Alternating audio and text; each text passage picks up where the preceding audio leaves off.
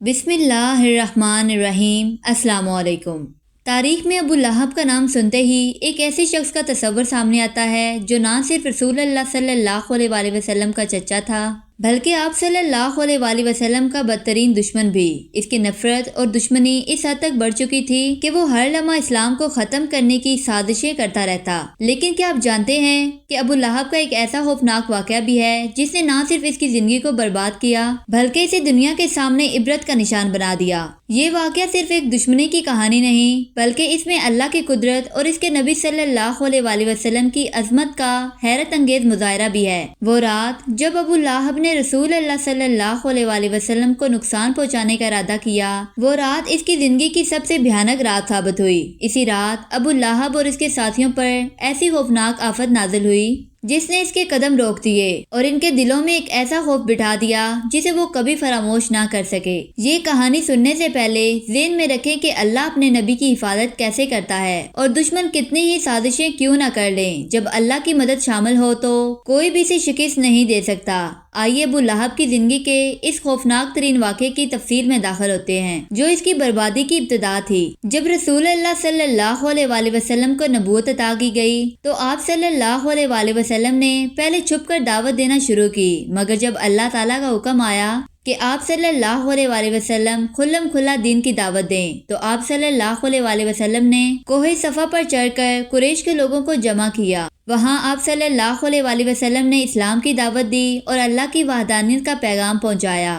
قریش کے لوگوں میں سے بیشتر خاموش تھے، لیکن ابو لہب جو رسول اللہ صلی اللہ علیہ وآلہ وسلم کا چچا تھا فوراً بول پڑا اور سخت غصے کے عالم میں آپ صلی اللہ علیہ وآلہ وسلم کی توہین کی۔ اس نے کہا، تمہاری بربادی ہو، کیا اس لیے ہمیں جمع کیا؟ یہ ابو لہب کا رسول اللہ صلی اللہ علیہ وآلہ وسلم کے خلاف پہلا کھلا رد عمل تھا جس نے اسلام دشمنی میں شدت پیدا کر دی۔ ابو لہب کی اس گستاخی اور رویے کے بعد اللہ تعالیٰ نے سورۃ المسد نازل فرمائی جس میں ابو لہب کی بدترین انجام کی خبر دی گئی۔ ابو لہب اور اس کی بیوی ام جمیل ہر روز نئی سازشیں اور چالیں چلتے تھے تاکہ رسول اللہ صلی اللہ علیہ وآلہ وسلم اور مسلمانوں کو نقصان پہنچایا جا سکے۔ ام جمیل رسول اللہ صلی اللہ علیہ وآلہ وسلم کے راستے میں کانٹے بچھاتی اور ابو لہب آپ صلی اللہ علیہ وآلہ وسلم کے پیچھے لوگوں کو بھڑکاتا کہ وہ آپ صلی اللہ علیہ وآلہ وسلم کو سنجیدگی سے نہ لیں۔ ایک دن ابو لہب اور اس کی بیوی نے ایک انتہائی خوفناک منصوبہ بنایا۔ وہ چاہتے تھے کہ رسول اللہ صلی اللہ علیہ وآلہ وسلم کو جسمانی نقصان پہنچایا جائے تاکہ وہ ہمیشہ کے لیے خاموش ہو جائیں۔ اس مقصد کے لیے انہوں نے رات کے وقت ایک قاتلانہ حملے کا ارادہ کیا۔ ابو لہب نے کچھ لوگوں کو جمع کیا اور کہا کہ وہ رسول اللہ صلی اللہ علیہ وآلہ وسلم کے گھر جا کر حملہ کریں گے۔ یہ ایک انتہائی خوفناک لمحہ تھا کیونکہ رسول اللہ صلی اللہ علیہ وآلہ وسلم کے پاس حفاظت کی کوئی ظاہری انتظامات نہیں تھے۔ جب یہ لوگ رات کے اندھیرے میں نبی کریم صلی اللہ علیہ وآلہ وسلم کے گھر کے قریب پہنچے تو ان پر ایک عجیب خوف اور دہشت طاری ہو گئی۔ انہیں یوں محسوس ہوا جیسے کسی غیبی طاقت نے انہیں روک لیا ہو۔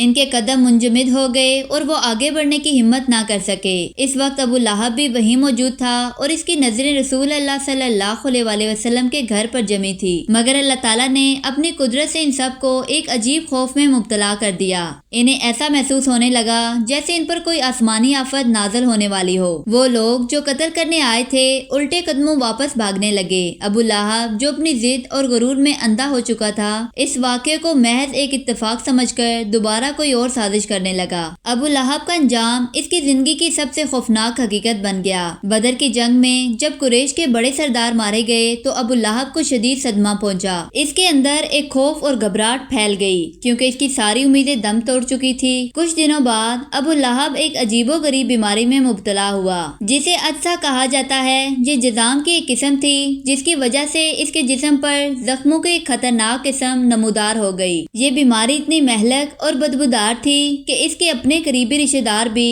اس سے دور رہنے لگے۔ ابو لہب کا جسم بدبو سے بھر گیا اور اس کی حالت اس قدر خراب ہو گئی کہ کوئی اس کے قریب جانے کو تیار نہ تھا۔